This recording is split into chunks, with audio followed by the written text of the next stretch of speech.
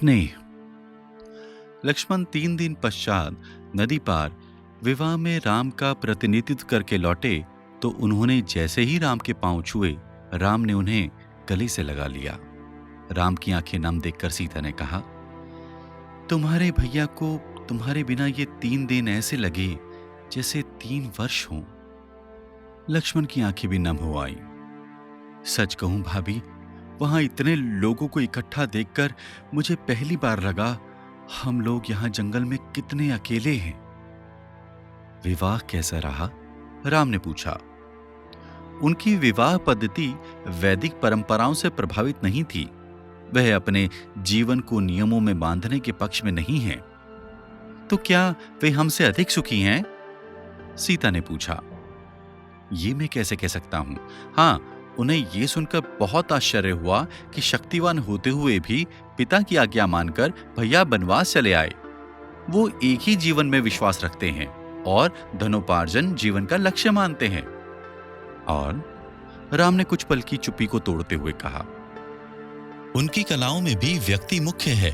वे उसके भीतर की नकारात्मकता को स्वीकार करते हुए उसके अनुसार जीवन पद्धति को अपनाए हुए हैं।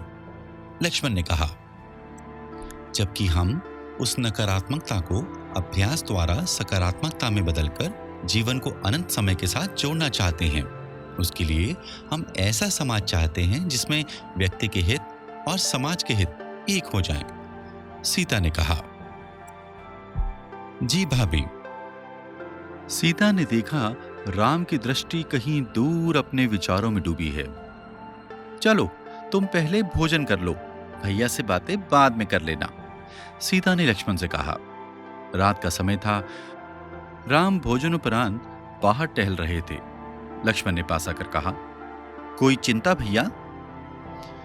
चिंता किस बात की? बस नदी पार के लोगों के बारे में सोच रहा था। तुम जानते हो, वे अपना सामान बेचने जंगल के इस तरफ भी आते हैं, राम ने कहा। हां, और उनका सामान अयोध्या से बहुत उच्च कोटि का है, लक्ष्मण ने जैसे वाक्य पूरा करते हुए कहा। जानता हूं, उनके भौतिक विलास की कोई सीमा नहीं, राम ने अपने ही विचारों में खोए हुए कहा। वे मनुष्य को मनुष्य नहीं रहने देना चाहते। वे अंदर बाहर सब जगह यांत्रिकरण कर देना चाहते हैं, लक्ष्मण ने कहा। राम ने गहरी सांस छोड़ते हुए कहा। आप इस बारे में क्या सोचते हैं? लक्ष्मण ने पूछा। मैं इतना जानता हूं कि सुख सुविधाओं की अपनी सीमा है। धरती की मनुष्य को दे सकने की अपनी सीमा है। जितने भी यंत्र मनुष्य के भीतर डाल दिए जाएं और उसकी शक्ति को हजारों गुना बढ़ा दिया जाए, फिर भी जो सूक्ष्म है वह दूर ही रहेगा। परंतु यदि व्यक्ति का हित और समाज का हित एक हो जाए तो मनुष्य का उद्विग्न मन शांत हो जाएगा और आवश्यकता से अधिक लेना उसका स्वभाव नहीं होगा। उसका यही ठहराव उसे संतुलित बनाएगा और वह हर पल स्वयं को इस ब्रह्मांड का भाग अनुभव कर पाएगा। राम ने लक्ष्मण को देखते हुए कहा, आपकी ये बात उचित है भैया, पर वे गलत हैं हम ये भी तो नहीं कह सकते। इतने में सीता ने बाहर आते हुए कहा, दोनों भाई किस चर्चा में व्यस्त हो? चांद को देखो, वो भी ठहर सा गया है ऊपर, सीता ने हाथ से इशारा करते हुए कहा।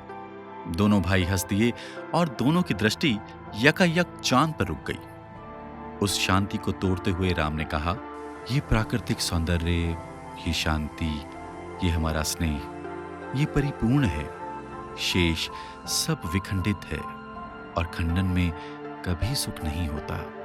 होती है मात्र चाह और पाने की, जिससे जन्मती है विषमताएं। इसलिए लक्ष्मण, उचित अनुचित की एक ही कसौटी है। क्या यह हमें शांति और प्रेम की ओर ले जा रही है या नहीं? इसीलिए मेरा पिता की आज्ञा मानना उचित था। तुम्हारा पत्नी से दूर यहां इसे अपना कर्तव्य समझ चले आना उचित है। सीता का मुझसे स्नेह होना ना कि मेरी सुख सुविधाओं से उचित है। और कोई आश्चर्य नहीं कि इसलिए हम यहाँ राजधानी से दूर अपने जीवन को सार्थक कर पा रहे हैं। जी भैया, आपसे बातें करके मेरे भीतर के सारे संदेह मिट जाते हैं और मन स्वच्छ हो खिल उठता है। अच्छा, राम ने हंसते हुए उसके कंधे पर हाथ रखते हुए कहा, और जानते हो तुम्हारे बिना ये कुटिया कैसे प्राणहीन हो गई थी? सीता उन दोनों का स्नेह देख गहरे संतोष का अनुभव कर रही थी।